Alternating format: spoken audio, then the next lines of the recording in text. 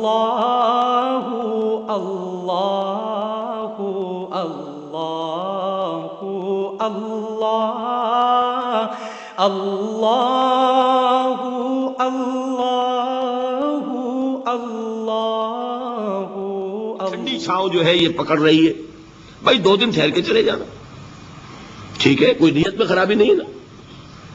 اس کے بعد پھر جب ابھی 2 دن اور ٹھہر جاؤ، یہ تو بڑا لمبا سفر ہے، ذرا تیز اور دوڑ لینا۔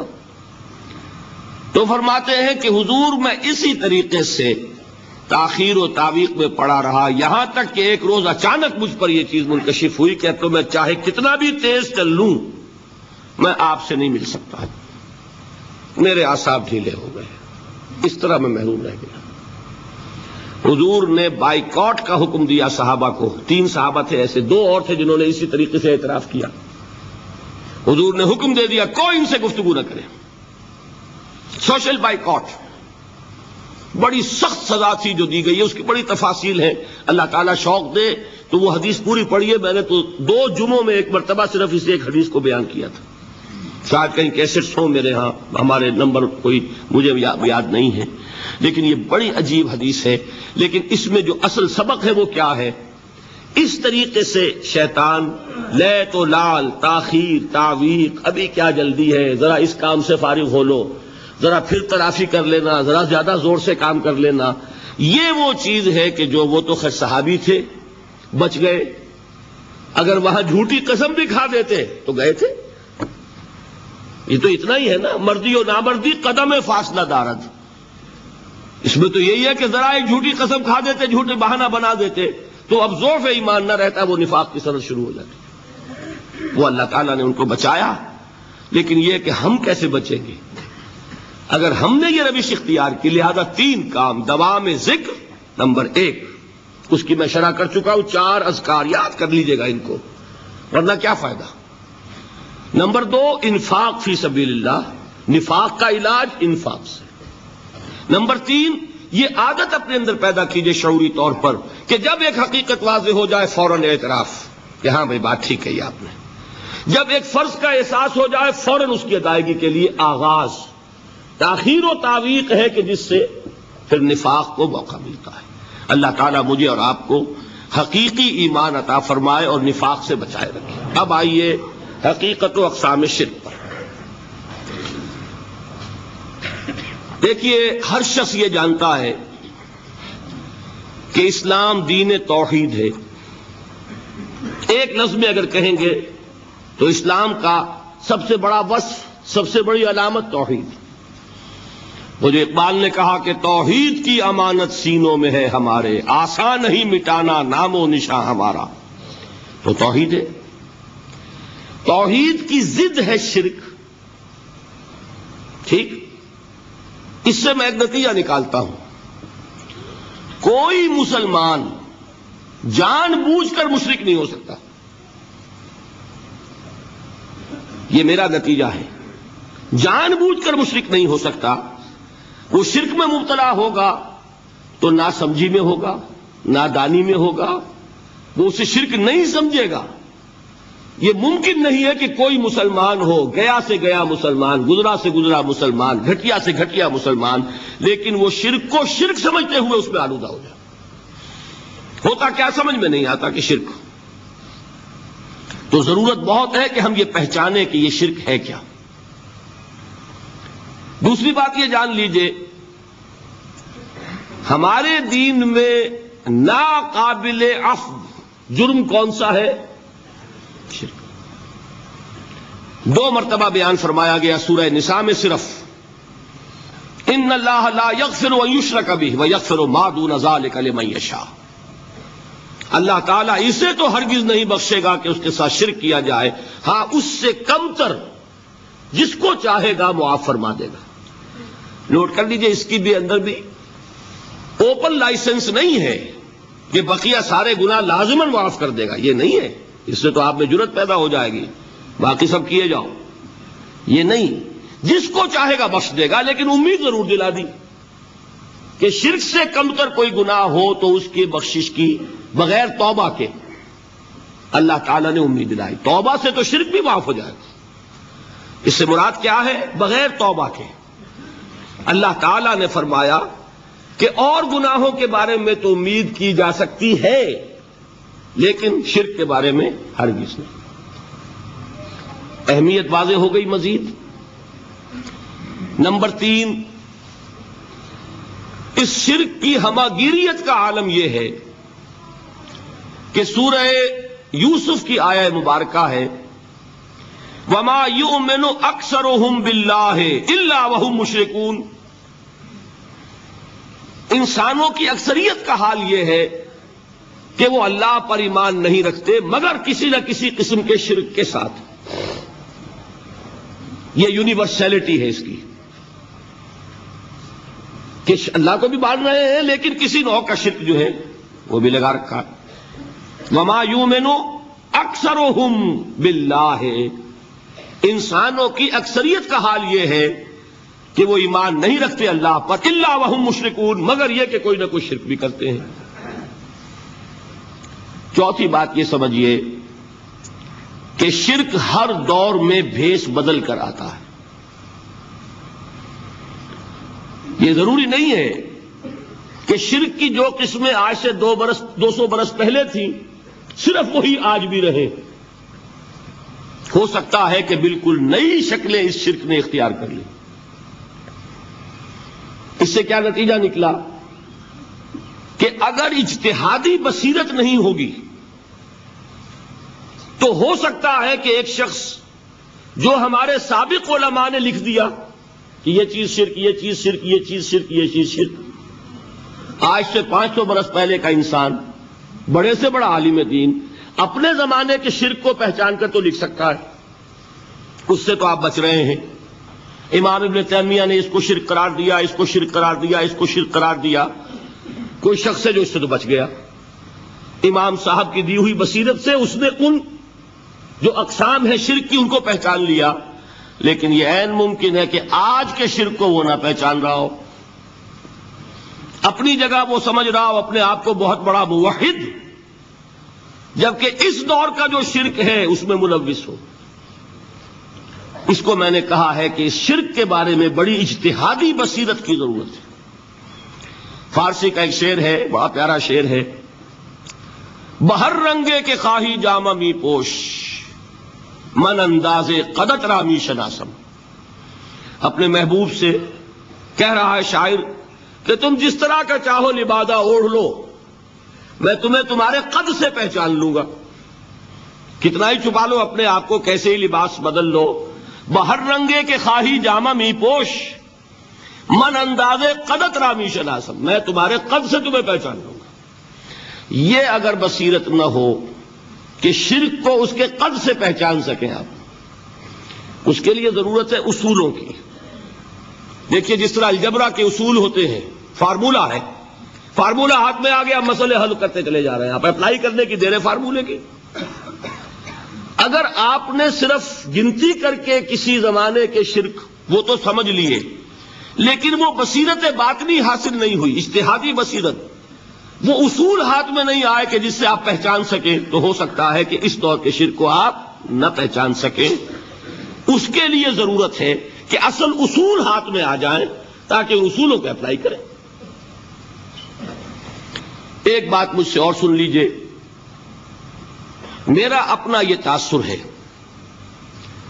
ہمارے دین میں خیر، بھلائی، نیکی، چاہے وہ نظریے کی ہو، علم کی ہو، عقیدے کی ہو، عمل کی ہو، اخلاق کی ہو، وہ سب کیا ہے؟ وہ توحید ہی کے شجرہ طیبہ کی شاخیں ہیں۔ اور شر، برائی، گمراہی، خیالات کی ہو، نظریات کی ہو، علم کی ہو، عقیدے کی ہو، عمل کی ہو، اخلاق کی ہو، سب کے ڈانڈے شرک کے شجرہ خبیثہ سے ملتے ہیں۔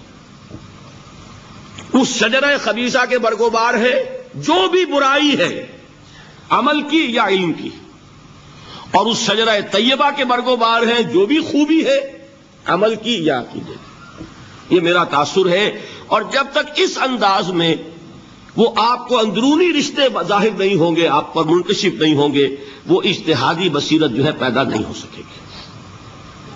اب آئیے ایک اور بات دیکھیے، شرک میں اور الحاد میں کیا فرق ہے، یہ بھی ہم نہیں سمجھتے۔ الحاد مادہ پرستی وہ کیا ہے؟ ایتھیزم، کسی بھی خدا کا انکار۔ ہمارے آج کے دور کی سب سے بڑی گمراہی یہ ہے۔ شرک کیا ہے؟ خداؤں کو ماننا۔ یہ کیا ہے؟ تھیزم ہے، لیکن پولی تھیزم ہے۔ توحید کیا ہے؟ مونو تھیزم ہے، ایک خدا کا ماننا۔ لیکن شرک کے اندر ایک اور حقیقت کو پہچان لیجئے، شرک میں ہمیشہ ٹاپ پر ایک خدا کو مانتے ہیں، باقی سارے خدا نیچے ہوتے ہیں، اوپر جا کر وہ توحید ہوگی ہمیشہ۔ کوئی مشرکانہ نظام ایسا نہیں ہے جو ٹاپ پر جا کر توحید نہ بن جائے۔ دیکھیے، ہندو دیویاں دیوتا بے شمار، لیکن مہادیو وہ بھی کیا دو ہیں؟ مہادیو وہ تو ایک ہے۔ انگریزی میں گاڈز گاڈیسز، لیکن وہ چھوٹے جی سے لکھے جائیں گے، چھوٹے جی سے لکھے جانے والے gods and goddesses. Roman mythology ہو، گریک مائتھولوجی ہو، ان دیویوں دیوتاؤں کے نام ہی آپ نہیں یاد کر سکتے، لیکن گاڈ بڑے جی سے وہ ایک ہے کہ نہیں؟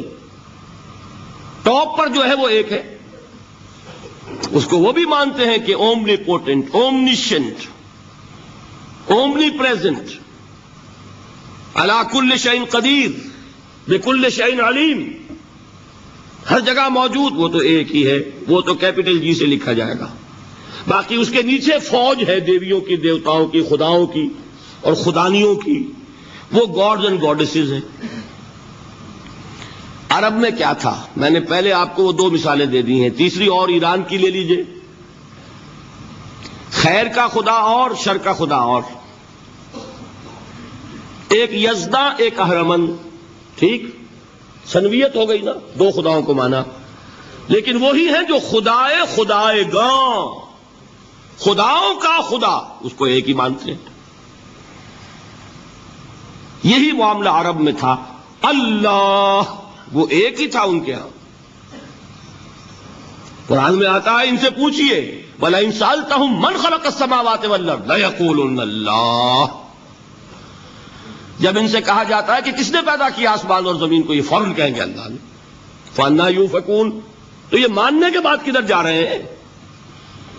وہ کیا کہتے تھے کہ وہ بڑا اللہ تو ایک ہی ہے، لیکن چھوٹے آلہہ ہیں۔ آلہہ اور اللہ میں وہی فرق ہے جو کیپٹل جی کا گاڈ اور چھوٹے جی سے گاڈز اینڈ گاڈیسز، وہی فرق ہے کہ جو مہادیو اور دیویوں اور دیوتاؤں میں ہے، وہی وہاں تھا۔ اللہ وہ ایک اور سپریم، سب سے بالا تر، اس سے اوپر کوئی نہیں، تخلیق میں اس کا کوئی ساجی نہیں، لیکن اس نے کچھ آلہہ ہیں جنہیں کچھ اختیارات تقسیم کیے ہوئے ہیں، کچھ اس کے لاڈلی ہستیاں ہیں جو سفارش کر سکتی ہیں۔ بس یہ شرک تھا مشرکین مکہ کا۔ بات سمجھ رہے ہیں؟ اس کا جائزہ لیں گے تو آپ کو، اور جو آج شرک کی اقسام میں بیان کروں گا اس کو ہاتھ میں لیں گے تو کسی موحد کا تلاش کرنا مشکل ہو جائے گا۔ ڈھونڈ اب ان کو چراغ رخ زیبا لے کر، آج جن کا نام مسلمان ہے ان کی اکثریت کسی نہ کسی نوع کے شرک میں مبتلا ہے۔ اب آئیے اقسام شرک۔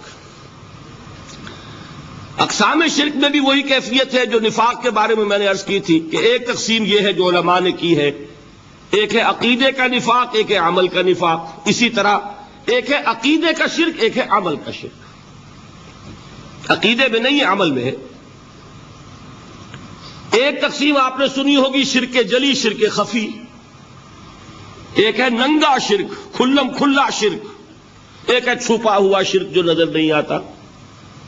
لیکن ایک مغالطہ اپنے دل سے نکال دیجئے، بعض لوگ شرک خفی کو شرک نہیں سمجھتے، یہ بہت بڑی غلطی ہے۔ اگر وہ شرک نہ ہوتا تو حضور اسے شرک نہ کہتے، کوئی اور لفظ، عربی زبان کا دامن جو ہے محدود نہیں ہے، پھر اس کے لیے کوئی اور لفظ اختیار فرمایا جاتا ہے وہ شرک۔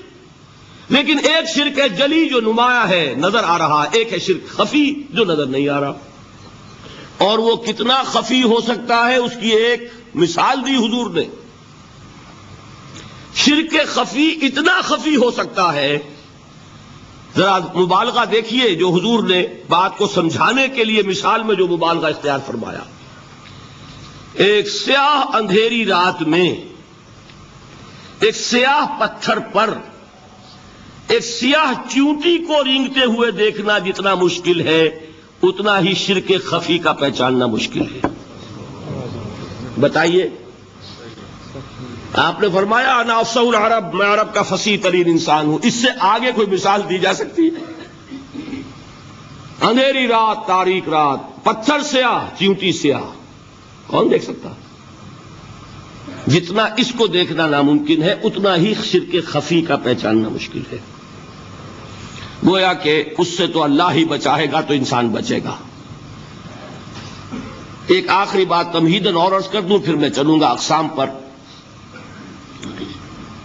میری جو باتیں آپ کے سامنے آئی اس سے ایک منطقی نتیجہ نکلتا ہے، کوئی شخص اگر حقیقتاً شرک سے بچ جائے، واقعتاً شرک سے بچ جائے، ہر قسم سے بچ جائے، اس سے بھی اوپر کوئی انسان ہوگا۔ گویا کہ یہ آخری منزل ہے، یا یوں کہیے کہ جس شخص کے بارے میں اللہ تعالیٰ یہ مان لے کہ میرا یہ بندہ شرک سے بری ہے، اس سے بڑی سند کوئی ہے؟ دی ہائیسٹ ٹیسٹیمونیل، سب سے بڑی سند، سب سے بڑی تعریف جو بندے کی ہو سکتی ہے وہ کیا ہے؟ یہ مشرک نہیں۔ یہی وجہ ہے، دیکھیے آپ قرآن مجید میں حضرت ابراہیم کے ذکر میں دیکھیں گے، ابراہیم کا مقام کیا ہے؟ خلیل اللہ، ابو الانبیاء، امام الناس، تین نسبتیں ہیں، تینوں بڑی عظیم۔ اللہ کے ساتھ نسبت کیا ہے؟ خلیل، واتخذ اللہ ابراہیم خلیلا۔ ابو الانبیاء، کتنے نبی ہیں ان کی نسل میں؟ اسحاق اور اسماعیل سے چلیے، پھر یعقوب اور یوسف، اور پھر چلیے موسیٰ اور ہارون، اور پھر چلیے سارے انبیاء بنی اسرائیل کے، حضرت عیسیٰ، پھر یہاں تک کہ محمد الرسول اللہ کس کی اولاد ہے؟ ابراہیم کی، ابو الانبیاء۔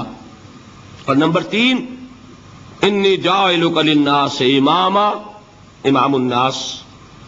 اور قرآن میں جو سب سے بڑی سند انہیں دی جاتی ہے وہ کیا؟ وما کان من المشرکین، وہ ابراہیم مشرکین میں سے نہیں تھے۔